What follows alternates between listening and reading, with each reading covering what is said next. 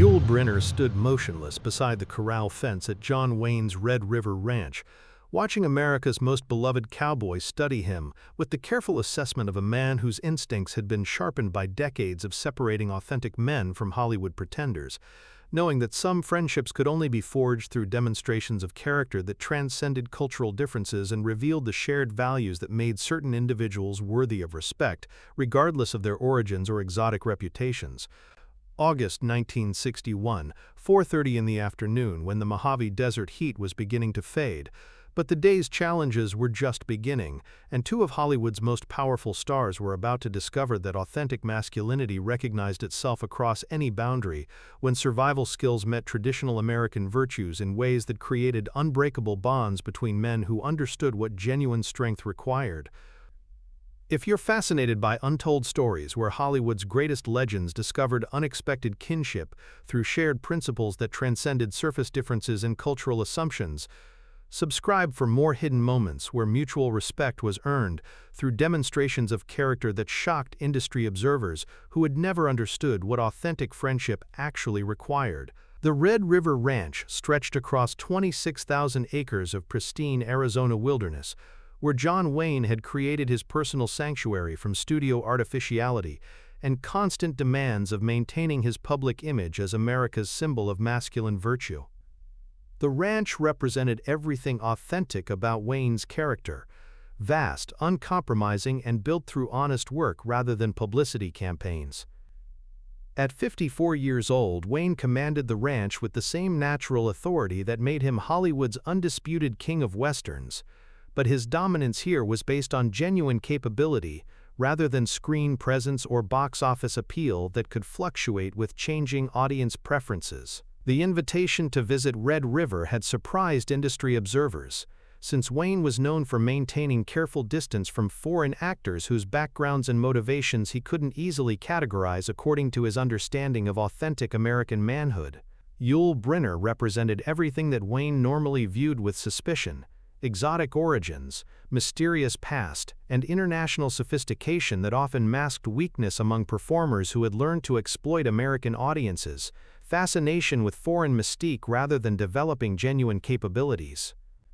But something about Yul's performance in The Magnificent Seven had impressed Wayne beyond normal professional appreciation into territory where grudging respect was transforming into genuine curiosity about what kind of man could command such absolute authority on screen without relying on traditional American archetypes. "I'll be honest with you, Brynner," Wayne said finally, his legendary voice carrying the weight of someone whose opinions about masculine authenticity were considered definitive. "When I first heard about your background, circus performer, European refugee, all that exotic history, I figured you were another Hollywood creation designed to impress audiences who don't understand what real strength looks like." The assessment was delivered without hostility but with frank evaluation that characterized Wayne's interactions with colleagues whose credentials he was still determining, understanding that authentic respect could only be established through honest communication rather than diplomatic courtesy that concealed genuine reservations. "I've seen too many foreign actors come to Hollywood with interesting stories and mysterious pasts, thinking they could build careers on mystique rather than substance," Wayne continued, his evaluation revealing years of experience distinguishing between manufactured personas and authentic capability that could withstand scrutiny under circumstances that tested more than acting ability. Yul listened without defensiveness or wounded pride that characterized men whose authority was based on image rather than genuine accomplishment, understanding that Wayne's suspicions were reasonable given the number of performers who had attempted to exploit American fascination with exotic backgrounds without possessing character to justify such interest. "Your suspicions are understandable and probably accurate regarding most cases," Yul replied with controlled dignity that had made him legendary among directors who understood the difference between actors and authentic presences that commanded attention through inherent authority. "Many performers do attempt to substitute mystique for capability, hoping audiences won't look too closely at what lies beneath carefully constructed images. The diplomatic response acknowledged Wayne's concerns without defensiveness, revealing self-confidence that came from men whose accomplishments could withstand examination by anyone qualified to judge authentic capability rather than mere entertainment value. "But I suspect you didn't invite me to your ranch to discuss the entertainment industry's tendency toward manufactured mystique," Yul continued, his accented voice cutting through the desert air with precision that made Wayne suddenly aware that he was being evaluated as carefully as he was evaluating his guest. "No, I didn't." Wayne agreed with something that might have been approval for directness that avoided elaborate courtesy that most Hollywood visitors employed when trying to impress him through deference rather than demonstrating straightforward character that earned genuine respect. "I invited you here because something about your work suggests there might be more substance behind that exotic reputation than I initially assumed." Wayne explained with honesty that characterized his interactions when genuinely curious about someone's character rather than merely fulfilling social obligations.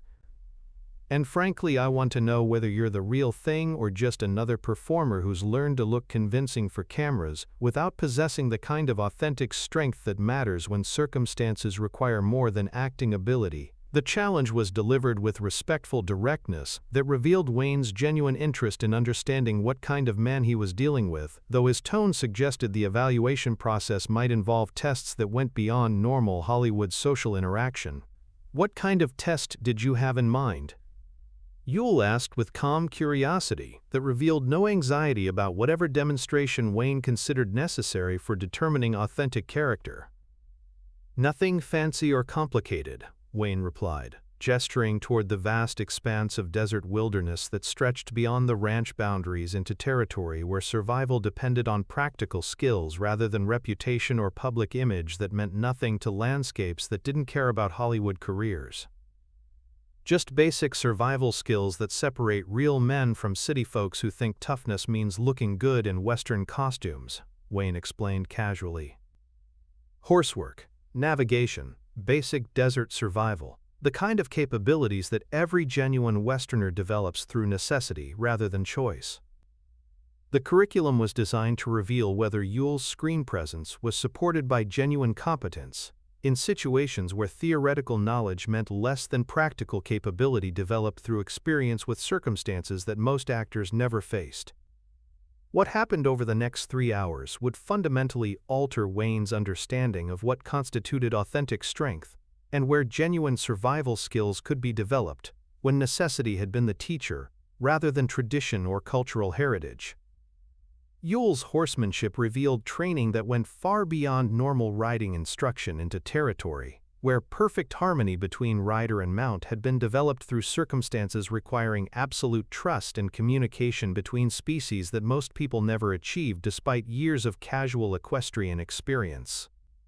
His navigation skills demonstrated understanding of desert terrain that combined scientific knowledge with intuitive awareness of environmental factors that could mean the difference between survival and becoming cautionary tales about overconfidence in hostile landscapes.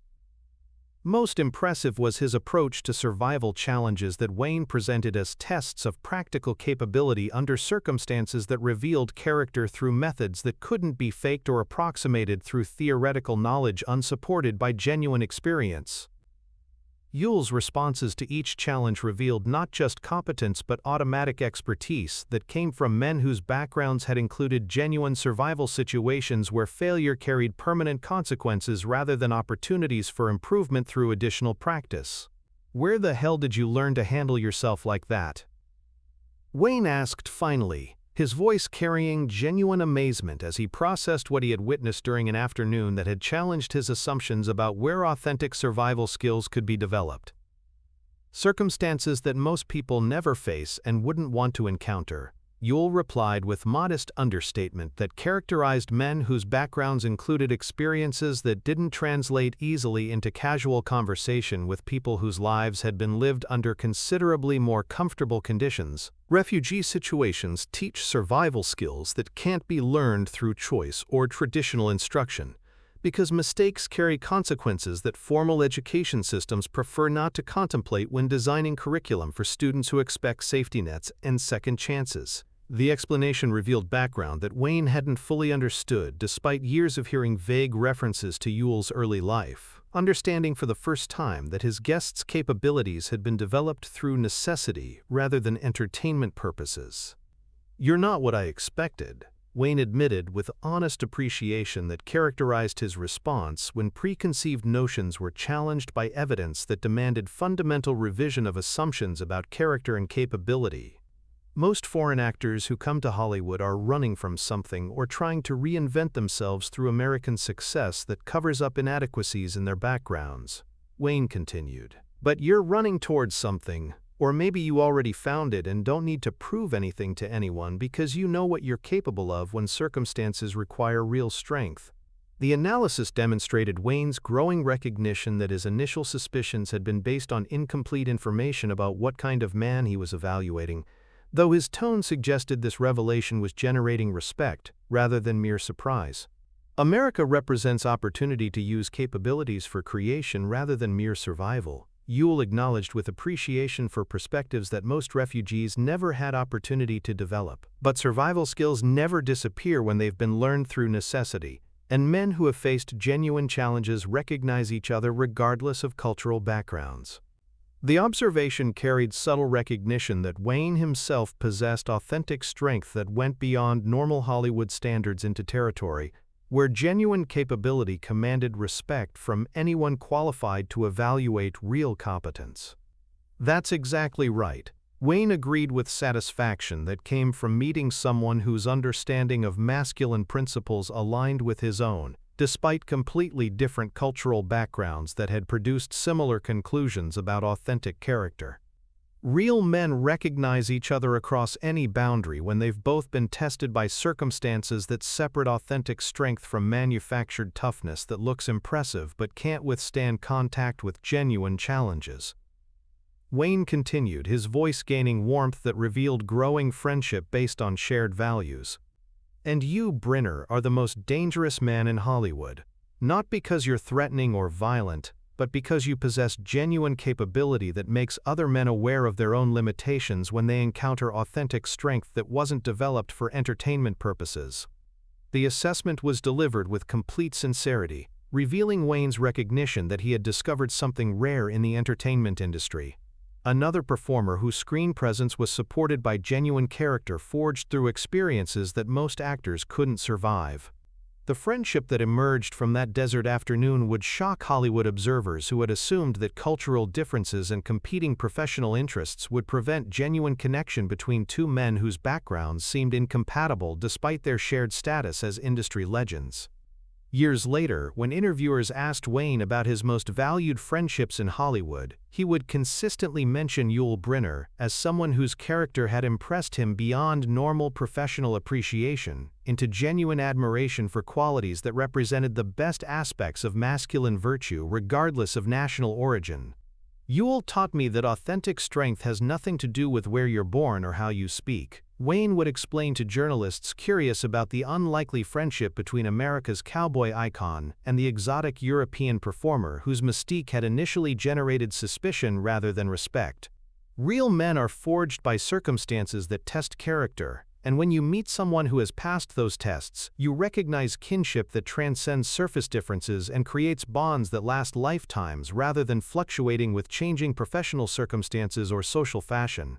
The transformation in Wayne's attitude had been profound and permanent, affecting not just his relationship with Yul, but his entire approach to evaluating men whose backgrounds differed from traditional American experiences. He began to understand that survival skills and authentic character could be developed through any circumstances that demanded genuine strength, regardless of whether those experiences aligned with familiar cultural narratives about how real men were supposed to be forged.